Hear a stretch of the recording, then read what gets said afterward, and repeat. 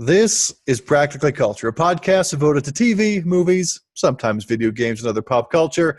I'm your host, Logan Bowe, podcasting from Lehigh, Utah, and I'm joined as always by the one, the only, Bob Caswell in the Bay Area. How are you, Bob? Hey there. I'm doing pretty well. How's it going with you? Just hanging out. You know me. Nice. Welcome to our main show. This week we review White Boy Rick, and we have the usual mini reviews and weekend picks. If you like what you hear, look for us in the usual podcast app at practicallyculture.com and on YouTube. We recommend to check it all out if you're into the show. It's TV, it's movies, sometimes video games. It's Practically Culture. Let's rock. Oh, man, it is good to be back, Bob. And can I tell you about a new recipe I've been perfecting and I'm actually pretty proud of? Oh, please do. I want to hear. To be honest, you're probably not going to like it. Oh, peanut butter? It's salted peanut ice cream. Butter, peanut butter, beans. What's in it? Salted peanut ice cream. Not peanut butter flavor, peanut flavor. So, still, anyway. But it's salty and sweet, and it's pretty good if I say so myself. I was pretty happy to get the peanut, not peanut butter, even though I don't think you like peanuts either. Not so much. Could you make it with like pecans or something? That's where I'm trying to think of something salty-ish that I like that's not peanuts. Well, I heard of the snack they do in the South of like putting salted peanuts in Coke, and I wanted to make a Coke float. Oh. But with salted peanut ice cream instead of peanuts. So anyway, I tried it, and I'm pretty happy with it, if I'm honest. I would try it if I were there, just because you made it and it's not peanut butter. Well, that's so sweet, and it doesn't taste like peanut butter; it tastes like peanuts, and Okay. I think that's a really cool thing I was able to. Yeah. Anyway, ready to get to this? Yeah, let's do it. White Boy Rick, the story of a teenager, Richard Wersha Jr., who became an undercover informant for the FBI during the 1980s and was ultimately arrested for drug trafficking and sentenced to life in prison. Starring Richie Merritt and Matthew McConaughey, directed by Yann Demange, who did 71, an IRA movie. I haven't really heard of it or seen it. I heard of it. I never saw it, though. Written by Andy Weiss, and who did Middlemen. Did you watch Middlemen way back when, like 2009? Oh, gosh. Anyway, No, whatever. I don't think so. And Logan and Noah Miller also have screenwriting credits, and they've done Sweetwater, Touching Home. Any of these ringing a bell for you? No, this is, wow, all these movies. Well, we've seen their stuff now. I guess we have. Anyway, hit us with a mini review, Bob. All right, here goes White Boy Rick. A depressing look at a unique story in 1980s Detroit about a teenage drug dealer's life. Great performances, even if the pacing sometimes fell off, with some parts of the story missing. But the ending got to me. 3.5 out of 5. All right, here's my mini review. Some good pieces in play in terms of acting and a holy moly style premise, but there's a lot missing in terms of character and, story. 3 out of 5. Okay. Okay. Yeah. I think we're on the same page. And by the way, your synopsis, which I think you just lifted from the internet somewhere, spoiler alert. Gosh, I thought we were going to have to wait for the spoiler cast for, it is based on a true story. And so you can look up the ending. But I will say, I saw this movie not knowing how it ends, which you just said in your synopsis. So I wonder how that plays into things too a little bit. You have a good point. Maybe I should have edited that a little bit more. I got it right from IMDb, to be quite honest. I know, right? So, there you go. Yeah. Anyway. Don't listen back if you don't know what we're talking about. If you slept through Logan's first little part, let's just keep it going. So what's to like? The acting. I think you and I both mentioned the acting in our mini reviews. I especially like Matthew McConaughey. He's just a totally good actor these days. Something just super good flipped for him. And I'm into him. And he's good here too. Early on, there's like this scene where his daughter, Dawn, has a man over the house and Rick Sr., Matthew McConaughey, walks in with an AK and he like chases him out. And the grandparents show up when everything's chaotic. Everyone's yelling at each other, but he swears he has everything under control. And that was actually a really good scene where I could feel the craziness and everyone trying to do their thing. We're going for custard. That's right. Everything's under control. You going to let her talk to you that way? Anyway, I thought that was a good scene and good Matthew McConaughey acting. Yeah, that's right at the beginning, and it just like kicks it into high gear. We've got a dysfunctional family. They're living in this neighborhood that seems okay-ish, but there's a lot of wide sweeping shots of greater Detroit in the 80s that make it obvious that life is not that great in this part of the woods. And what about Richie Merritt as Ricky? Did you have thoughts on him? I liked him. This is an up-and-coming young actor. I don't know much about him. I didn't look him up. But he really has to drive the movie forward, even more so than Matthew McConaughey, who's kind of a supporting actor. He really worked for me. Fresh face, played into the role well. What about you? I'm a little bit on the fence. I can't decide Okay. because he's different, and he's like this blank slate or a cipher, as people say. But he's like never too worked up. Maybe that's good for this role. I can't quite tell. I didn't dislike him, but guess I'm still exploring him up my palate to decide what I ultimately think. Yeah, I see what you're saying. Like his performance is within a narrow band. Like he doesn't.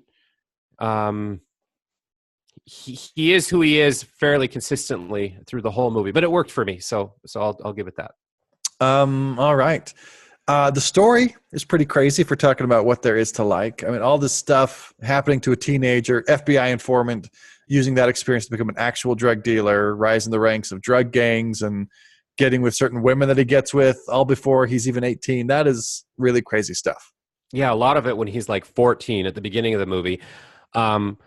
Maybe we'll get into this in the what's not to like, but I mean, I don't know exactly when it started and how it evolved this way, but the movie suggests very indirectly that this is just part of Detroit life. I mean, it just shows them hanging out with other kids and like they see some rats, they pull out guns and shoot them, because everybody's got a gun and that's what you do is you shoot it at rats when you're under a bridge. Well, I mean, I thought he was hanging out with kids who were like low level in the gang or like trying to be in the gang.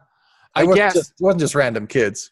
But the movie just jumps straight into his life without any pretense. So we don't really know at what point the FBI was using a 14-year-old kid or like how that came to be. It just sort of was in a way, unless I missed it. We'll get into it. But well, not now is as fine a time as any. I think that is the main thing of what's not to like. A lot of groundwork that was not laid, a lot of questions that were raised and not answered. I just was left wondering a lot. And like your example of, how typical of Detroit is this? How much of this is Detroit or how much of this was him and his hustling dad getting into trouble? Who knows? Yeah, it was really hard to say. When you first see the kid, and he passes as a 14-year-old pretty okay, but then like when that first scene with the FBI happens and he just talks back so much and he's just kind of like hanging out like he knows them, it sort of starts with this like, oh my gosh, because, okay, first of all, the movie sets it up to where you see Matthew McConaughey, his father, interact with these same FBI agents and sort of tell them off. And then you see the kid being more like a kid. But then later on, the kid gets in their car and then it's as if like he's been chummy with those FBI agents even more than his dad was or had been. And I was like, what just happened? Did I miss something? Who knows who from when? This kid's only 14. Like, how is he like friends with these people? I don't get it. or even, I mean, it's FBI and it's police, and even if you're a rebellious 14-year-old who likes to talk back to authority, he just is really comfortable just telling him, where to shove it as a 14-year-old. And yeah, I agree. That's a little weird. But there are a lot of questions I had, and I won't really get into them, trying to minimize the spoiler impact that may have already happened here. But like at one point, I think I can say this. At one point he gets shot, and I was like, wait a second. Why did that happen? And was that a real decision that was made? And why was that decision made? I was pretty confused there. Yeah, I pieced the dots together where I thought they most obviously came from, but it didn't really flesh it out. Because so basically he's like the only white boy as part of this gang of drug dealers. And then there's some sort of scuffle between two of these other black dudes in that gang who, I mean, we don't have to get into it, but basically they're at odds with each other a little bit. And it's implied that white boy Rick could be part of the problem but I'm stretching. I'm with you. Like it's not quite as obvious a fit as, and then he gets shot as a result of that. Which, by the way, begs another question. Well, sort of indirectly. I'm just thinking out loud now. There's that scene in Las Vegas where somebody gets the crap beat out of them, and that was a little like odd as a scene. I mean, it was intense in some ways, but then it just sort of fizzled out and moved on. And there's a lot of things where things happen between people. This sounds really abstract, where you're left wondering, like, I guess they had some sort of understanding that didn't work out, and I don't know why that other guy did it that way, because he knew that the first guy would probably come back at him. I'm confused how these relationships work, Logan. Yeah, that was weird. I mean, one of the guys, some random guy chumps one of the main drug dealers, Little Man, and so Little Man beats him up like crazy. The part that I didn't understand was that, you can just do that in Las Vegas and then walk out without the police coming, since like everyone in the whole party obviously saw what happened. Right. You just go home like nothing happened after that. Right. And I mean, there are worse things that are likely to happen because he's a drug dealer, and that's how the story evolves. But yeah, that scene, it's like, because drug dealers, clubs, you punch people and you walk out, and it's like, And more than punch, I think he might have been dead, but he was really messed up. That's for sure. Really messed up. Yeah, it was a severe situation. Yeah, but then cut to next scene, and there are bigger fish to fry, and the story keeps going. A lot of little things like that. But then on the flip side, I could go on, but yeah, just a lot of things like that. Okay, I was going to say, there's on the what's to like, kind of swiveling back a little bit. I really liked some of the interplay between Matthew McConaughey's character, I guess Rick Sr. and Rick Jr., when they're having kind of these father-son moments where the father is like, this is what you got to do. We're entrepreneurs in a way. And he's all about like selling guns to drug dealers. And then his kid is like, that's not where the money's at, Dad. You got to sell drugs to you got to be part of the game. And then he's like, no drugs. Because he's got a daughter who's a junkie, white boy Rick's sister. And just this principled framework within this weird framework that doesn't make sense, but it does from his point of view. I really liked some of that. I don't know what you thought. Well, just to complicate things more in that, I don't know if they really brought this up, but they mentioned in the movie, or in that, they didn't bring it up in that conversation between the Ricks, Rick Sr. and Rick Jr., but they do mention, and it's a big part of the movie, that there are like mandatory sentencing laws when it comes to drugs that are even worse than murder. So in that sense, it is complicated to actually start selling drugs as opposed to selling guns. Yeah, that's true. They do mention that, and it's a little bit of a commentary on the war on drugs, especially as it was back then. But yeah, just the fact that his dad is trying to do the right thing, and he's just like, all he knows how to do is what he knows how to do, and he can make deals and go to gun shows and then resell things, and that's what he wants to do. And then he sees his son just takes it to the next level, and he's like, no, that's too much. No drugs. It's like, Dad, you're selling fake AK-47s to the drug dealers. I don't see, the high ground that you're on. And anyway, I liked a lot of those kinds of scenes where there's morality at play, but it's in this complicated framework of already having no morality by certain standards in some ways. Yep, there are interesting moments, interesting little pieces. How did you like the world of the 80s, Detroit in the 80s? Did you like the period piece factor? I did. I liked it a lot. I mean, it was depressing and gritty and dirty, and it really made it look like I thought it was. I mean, I don't know Detroit that well, but it's often kind of the poster child of a city of things not going well, both then and now in some ways. Although it's come out of that somewhat, but I thought it was well done, but not overdone for me. Effective. Like going to hang out at the roller skate rink, I guess. Is that the cool place? Even the hardened criminals go there to hang out. Yeah, you do drugs by day and then you go roller skating at night because it's cool. Like, all right, cool. Yeah, well, so some good pieces. I'm just going to almost say my min review again. Some good pieces, some good moving parts, but they just didn't really come together for me. Anything more you want to say about White Boy Rick? Well, I said, and I think you said that it felt like parts of the story were missing. And I want to take that one step further and say, I feel like the whole thing in the end was a bit of a missed opportunity. It had a lot of heart in a lot of areas, but then it just glossed over too many things without explaining itself. But I did say also that the ending got to me, and without spoiling it, Mm. there's some serious injustice that was done here.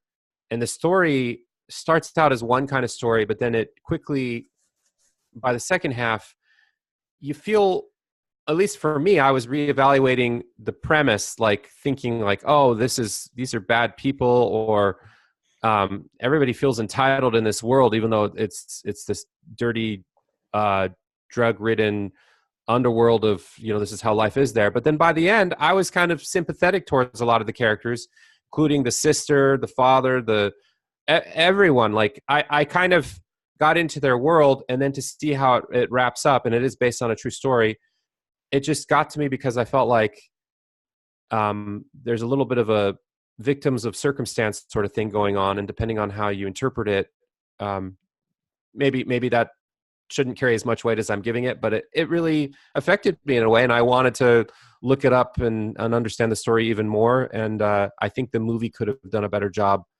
telling the story it eventually got to in the end, but it just sort of meandered a little bit throughout. Yeah, if the point of the movie was what happened at the end, and it didn't really build up to that or dwell on it enough. But yeah, it did seem like you guy kind of got screwed over, whether it's by the system or individuals or circumstance. It didn't really spend a whole lot of time exploring that stuff. Yeah, but I feel bad for the guy, and I'm glad I saw a movie based on his life, but it's too bad it's not better. All right. Well, I guess let's move on, huh? Yep. Let's get to our mini review section. Do you have a mini review for us, Bob? Yeah, I do. I got one. I want to mini review Like Father. This is that Kristen Bell comedy, sort of comedy, dramedy on Netflix. Here goes. Um, a benign and forgettable dramedy with a manufactured story about a father-daughter reunion on a honeymoon cruise as a result of said daughter being left at the altar because she's a workaholic. Had a couple sweet moments, but meh, 2.5 out of 5. Okay. That's a pretty significant tennis net. 2.5 Yeah, versus 3 for you. I was close to giving it a 3 out of 5, but then I'm like, but why? This movie, just on balance, I think I would have preferred doing something more with my time, even if I'm not like upset by it. I am like, oh, had I known, okay, yeah, this is more like a 2.5 out of 5. So we've got Kristen Bell, who's super charming, even as like the protagonist slash antagonist of being a workaholic as a marketing exec who does cutesy promo videos for potato chips made by people in Brooklyn, that kind of stuff. Mhm. And there's a lot of charm in what they're trying to go for. She has this life of just being a strong, empowered woman, and she's getting married, but then on her wedding day, she just can't let go of work. And then she also is estranged from her father, and then he shows up at the wedding unbeknownst to her just to try to Who plays her support her. father? What's his name? Kelsey Grammer. Oh, okay. And he's a kind of a heavy hitter of an actor himself. He's got yeah, I should have mentioned he's in the movie. Um, the two of them have pretty good chemistry as father-daughter, but basically, you can see it in the previews. She gets left at the altar because she couldn't even not have her cell phone with her when she like runs up to first of all, she's late. And then, so there's all these cliches that it's the wedding day. And then her husband to be is like, I don't think I can do this. Look at you. You're not even into this at all. She's like, what? No, I just had to take this last call. And sorry, my phone's on and I didn't, leave it aside. It's kind of like, it felt like a writing school script or something. So then All right.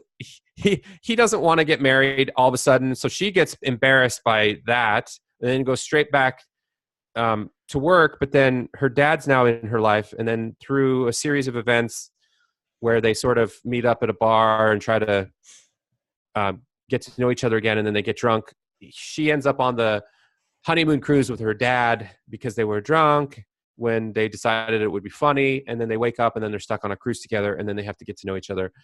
And it just felt super manufactured. And Honestly, I don't remember much of it at all. All right. Well, there we go. At least people can know what to expect. I was going to ask you, what do you think, Logan? Do you want to see it now? I'm pretty sure like you'll just go with my lead there. Yeah. Yeah, there's no reason I had especially on my list, and your lack of recommendation certainly doesn't make me more likely to see it. I mean, Kristen Bell is nice, but she's done better stuff. All right, like The Good Place, which she's in, and I've started Yeah. watching that. So anyway, well, let's get to some weekend picks here. I've got a few on TV now that we're well into the fall season here. Okay. One Friday on Amazon Prime, The Man on the High Castle season 3 is coming out, and I haven't actually gotten to that. I wanted to ask you because you've seen some of it.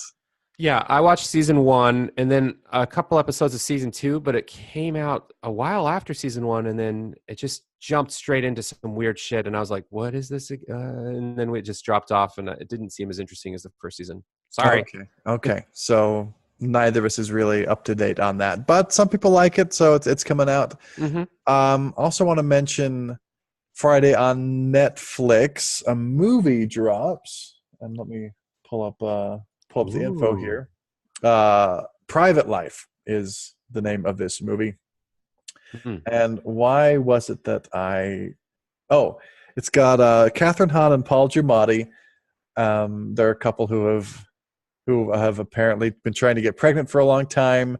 Doesn't work, but then they stumble into what it's calling a potential, if unusual, situation. Oh. But it received strong reviews when it was at Sundance earlier this year, and it's actually in a couple theaters, but probably not where we are. But but Paul Giamatti and Catherine Hahn and Sundance buzz. Here's a Netflix movie that I find maybe has some potential to be interesting. Yeah, and I'm super interested in the fact that they did release it in theaters just on the off chance. That's like a good sign that they think it's good because, Netflix now is just all about quantity over quality for the most part. So when they put something in a theater, it's almost like they're making a statement like, oh, and we want this to be ready for awards just in case. Yeah, it does seem like that. The other one I'm going to mention, Sunday on AMC, The Walking Dead season, whatever it is. Back. Yeah. And I've long bailed on it, but I know a lot of people watch it. So if that's you, listeners, I hope this reminder helps. Yeah, anyway, that's really all I'm going to mention for weekend picks on TV. Let's talk movies, Bob. What do you got? All right, so here's the thing with movies. We're finally into the fall season, and all the Oscar movies that haven't come out need to start coming out. So first up is A Star is Born. Now, this is the directorial debut of Bradley Cooper, and he's also, one of the main actors in it with Lady Gaga, Sam Elliott, Dave Chappelle, Andrew Dice Clay. It is a new take on the tragic love story. Bradley Cooper plays the seasoned musician, and then, he's starting to fall in love with an up-and-comer who's played by Lady Gaga, looking extra plain on purpose, I want to say. Yeah, she does look pretty plain in this movie. But I think that's part of it from the previews that, like, oh, no one's ever liked the way I looked before. Right. It's like, well, anyway, I mean, she looks fine. But I've seen her in so many other ways that I'm like, wow, this is interesting. She had just about given up on her dream to make it as a singer, but then she's put in the spotlight. And of course, those things don't always work out perfectly well. And it's getting a lot of positive buzz. This thing is, people seem to really love it. And it seems to be a leading contender for Best Picture, Best this, that, and the other already. And it's only, October here. So I think we're going to see it. But I'll double check with you. How do you feel about it? It does seem like a great candidate to see. And I just want to mention about Bradley Cooper. He's sort of in a similar way to Matthew McConaughey. Just something happened and he's like just really good and really watchable as a leading man. So that will certainly be enjoyable just to watch him. We haven't really seen Lady Gaga do much acting before, right? No, I don't think so. But as a role that requires singing, obviously she's got some relevant experience there. I think it looks pretty good when I see the previews. Yeah, me too. And it's one of those movies where you want to see it finally because you've seen the previews almost too much. Yes. But I guess a lot of movies are like that. But there are some other picks for you out there, peeps, if you're not interested in a drama about that kind of subject matter. We've got a Marvel movie Venom, starring Tom Hardy and Michelle Williams. And it's, based on Marvel's most enigmatic, complex, and badass character. Well, that's what they say. I mean, that's, we'll see. Tom Hardy, I like him a lot. This is supposed to be, actually, I have no idea what this is supposed to be because it's releasing with no preview or reviews, and it feels like Marvel is due for a movie not being the best thing ever because everybody seems to love all of their. I don't know. I have lower expectations, and it's releasing at the same time as like an Oscar contender, but it's there, and I'm kind of curious. I might eventually see it. How about you? I mean, I don't really have much pull to it, but does Okay. have good actors, Tom Hardy, Michelle Williams, and Woody Harrelson is who I see. So maybe it's fine, but I don't know. I mean, it's like this whole thing. Everyone knows that I knock off a star just because it's a superhero movie. So it's really just not my preferred genre.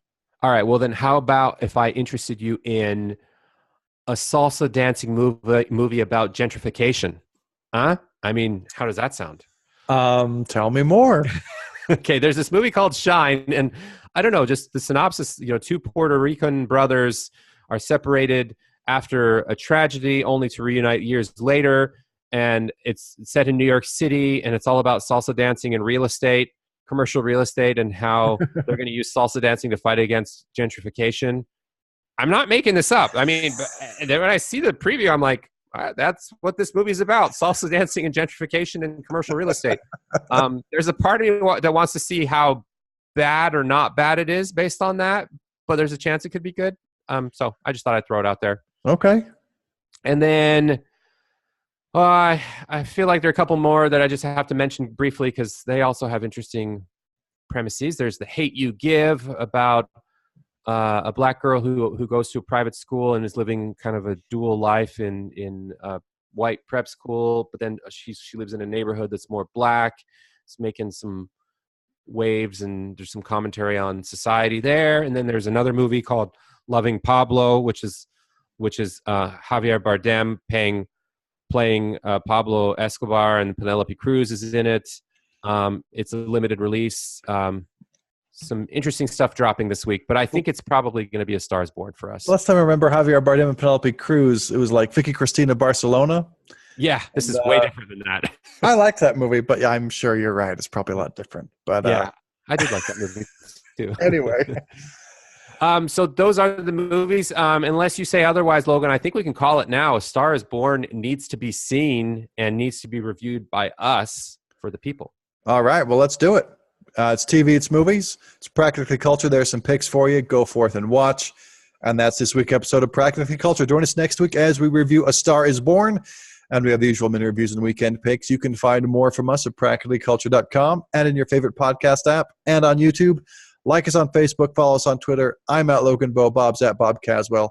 Send us a message. Ask us a question. Let us know how you like the show.